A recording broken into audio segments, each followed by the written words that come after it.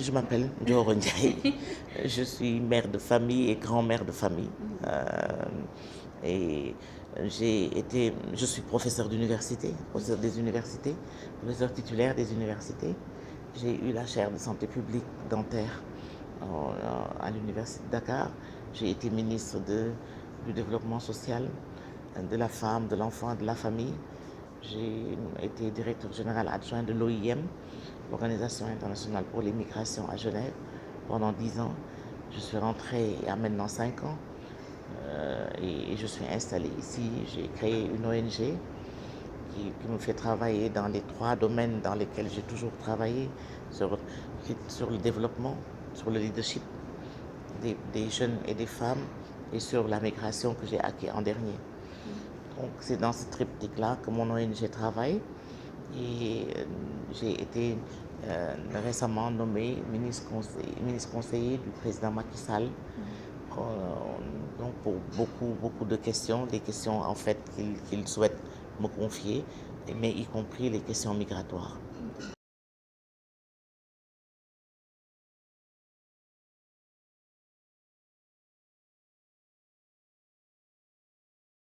Ça a été mon premier contact avec l'humanitaire en général. Et j'aurais jamais pensé que j'allais travailler sur la migration en 89. C'était en 89, en effet, on a frôlé une grosse catastrophe entre la Mauritanie et le Sénégal. Je remercie Dieu et certainement la clairvoyance des chefs d'État d'alors, que ce soit Ould Taya comme le président Abdou Diouf. Je crois qu'ils ont joué très très fort sur les liens qui unissent les deux peuples pour qu'il n'y ait pas eu de dérive. Et moi-même, à mon niveau, au niveau ministériel, avec les collègues du gouvernement sénégalais, en particulier le ministre de l'Intérieur de l'époque, mais également le ministre de l'Intérieur de l'époque de la Mauritanie, le ministre de la Femme de la Mauritanie de l'époque aussi. Nous avons joué un grand rôle pour que la vallée, comme ils ont aimé le dire, que la vallée ne flambe pas. C'était une histoire très triste et si on ne l'avait pas appréhendée correctement et à temps, je pense que ça aurait été très difficile de régler, de penser les plaies. Et jusqu'à présent, il faut dire que le problème n'est pas réglé. Parce que jusqu'à présent, on a encore le problème des refoulés de la Mauritanie qui n'arrivent pas à reprendre pied dans leur propre pays, à avoir leurs biens aussi, à recevoir leurs biens, et qui sont ici entre les bras, soit du HCR, soit d'autres structures qui s'occupent d'humanitaire. Je crois que les deux gouvernements gagneraient à s'entendre, à discuter de ce problème-là et à régler le problème de l'identité de ces personnes, de leur appartenance à un pays ou à un autre. Aussi, pour ne pas faire davantage d'apatrides, il serait bon que les deux gouvernements travaillent là-dessus. J'espère qu'ils le font.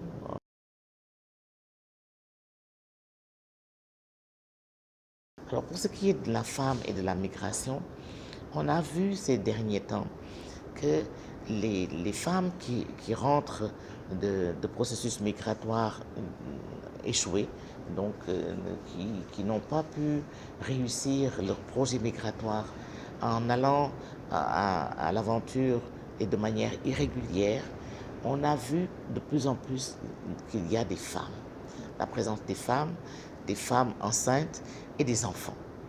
Ça, c'est un constat que l'on voit pour les populations qui quittent nos pays pour aller par la voie maritime, mais également par la voie terrestre à travers le désert et vers la Libye. Et à partir de la Libye, trouver des passeurs qui les font traverser pour aller en Espagne, en Italie ou en France.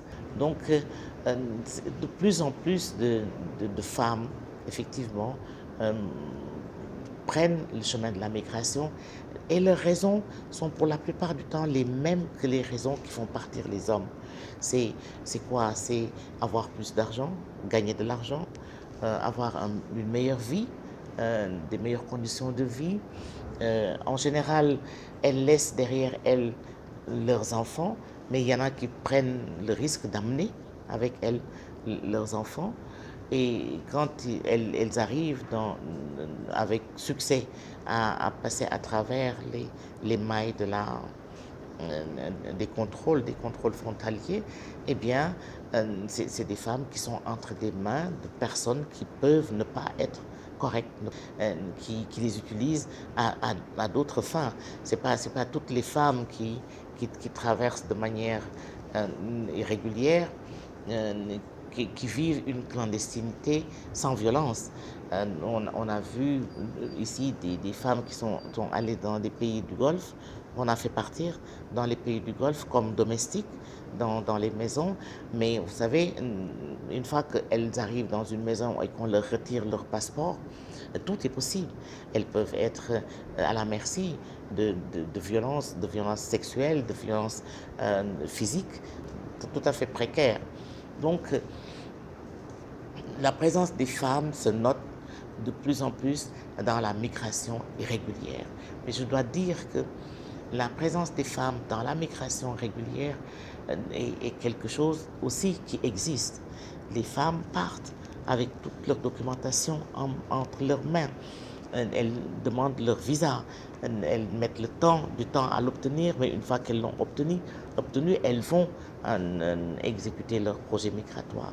Elles s'installent dans un pays, elles y travaillent, elles gagnent leur pain et à la fin de leur permis de séjour, elles rentrent dans leur pays. Et il faut considérer deux choses d'ailleurs quand on parle de migration régulière chez les femmes. Il y en a qui partent dans les pays développés avec tous les moyens documentaires utiles et nécessaires et requis pour leur projet migratoire et qui s'installent et qui travaillent. Mais il y en a qui vont également dans nos pays africains à la lumière ou à la faveur de certains textes qui existent, par exemple au sein de la CEDEAO. Au sein de la CEDEAO, qu'on soit femme ou homme, on a le droit de s'installer, d'entrer dans un pays et de s'y installer pour 90 jours. Voici la norme. Bon, avant les 90 jours, maintenant, il faut que la personne, si elle a l'intention de rester plus longtemps, qu'elle aille à la préfecture ou à la police de la région qui l'accueille pour se signaler et pour dire qu'elle a l'intention de rester plus longtemps pour obtenir un permis de séjour. Et il y a des normes. En général, ce qui ne se fait pas, c'est que les gens vont dans nos pays, en particulier dans nos pays limitrophes, et elles s'installent. Les femmes s'installent sans pour autant, à l'heure convenue, d'aller se faire signaler. Leurs consuls non plus ne sont souvent pas au courant.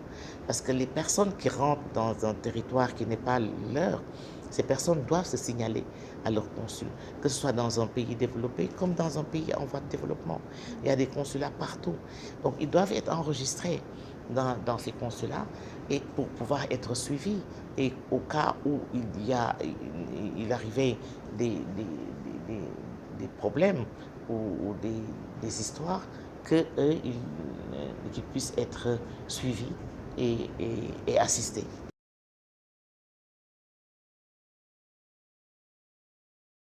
Alors, ça, c'est deux choses différentes.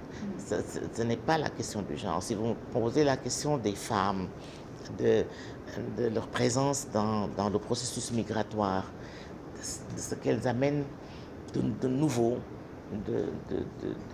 d'assez singulier dans le processus migratoire, je dis oui, on peut en parler. Mais s'il faut parler du genre, c'est tout autre chose. Le genre, c'est bien les inégalités entre les hommes et les femmes, et c'est l'espace entre ces deux groupes-là qui constitue la question du genre. Donc c'est une question relativement difficile que les gens n'abordent presque jamais parce qu'on se jette toujours sur la problématique de la femme et non pas la problématique du genre. La problématique du genre, maintenant, le genre dans la migration, c'est tout ce qui est inégalité, inéquité. entre l'homme et la femme. Et ça commence dès le départ de la migration. Quand une communauté a un projet migratoire, ou des femmes, un groupe de femmes et d'hommes ont un projet migratoire, les femmes se comportent toujours de manière plus, plus, plus orthodoxe, disons, que les hommes. Les femmes sont beaucoup plus regardantes dans l'orthodoxie. Elles se préoccupent toujours de leurs papiers, même si souvent on les entraîne dans des situations où elles n'ont pas de papier. Mais c'est rare les femmes qui n'ont pas comme première réaction, mais où sont mes papiers? Qu'est-ce que vous allez faire de mes papiers? Quand est-ce que je vais avoir mes papiers? Même si elles payent comme les hommes. Il y a déjà ça, cette différence dans même la conception du projet migratoire. Ensuite, toujours dans cette conception du projet migratoire, les femmes ont, c'est vrai, comme pour les hommes, l'envie de gagner davantage, d'aller ailleurs pour chercher de quoi renvoyer à la maison. Et qu'elles soient régulières ou irrégulières, même si elles deviennent clandestines dans le pays d'accueil, elles envoient de l'argent. Parce qu'elles ont toujours à l'esprit les personnes laissées derrière, que ce soit leurs parents ou leurs enfants. Je ne dis pas que les hommes n'ont pas ça, mais je veux dire que la régularité de cette rémittance, de ce renvoi en retour, elle est plus présente chez les femmes que chez les hommes. Ensuite, la somme, la quantité d'argent qui est renvoyée, elle est plus petite chez les femmes que chez les hommes. Parce que les hommes ont peut-être la chance de faire de grands coups et d'envoyer une grosse somme. Les femmes envoient de petites sommes, mais périodiques, de manière régulière. Ça, c'est une grosse différence. Ensuite, au plan des violences. Vous savez, les hommes ne sont pas non plus exempts de violence. Si vous voyez ce qui se passe dans les camps, dans les centres ouverts ici en Libye, comment les gosses qui rentrent de Libye, comment ils s'expriment à la radio, à la télévision, ils ont été sujets à des violences inouïes, jusqu'à la mort d'ailleurs. Et on en assassine devant leurs yeux. Et il y a le harassement. Et là, autant là, c'est du harassement physique et au plan financier, autant de l'autre côté, c'est un harcèlement sexuel, c'est énormément des violences physiques, elles sont battues aussi, les femmes.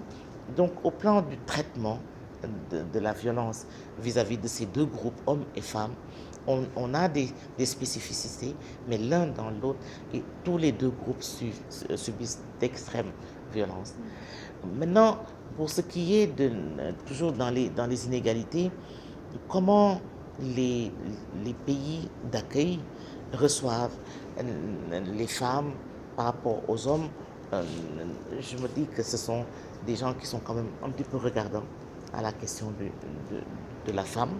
Et souvent, les femmes dès qui sont recueillies, qui sont sauvées, qui font l'objet de sauvetage, ont des traitements spécifiques. Que ce soit par l'OIM que je connais bien ou par d'autres structures qui travaillent à l'aide humanitaire et au secours d'urgence, je sais que les femmes reçoivent des traitements particuliers. Voilà un petit peu comment on peut voir la problématique de la femme dans la migration. Elle a fait immersion ou irruption dans le processus migratoire dans les années 90 surtout. Maintenant, elle est là avec ses spécificités, il faut la prendre avec ses spécificités. Et quand les pays d'accueil, comme les pays d'origine, doivent formuler des politiques en faveur des migrants, ces pays doivent tenir en compte la spécificité femme.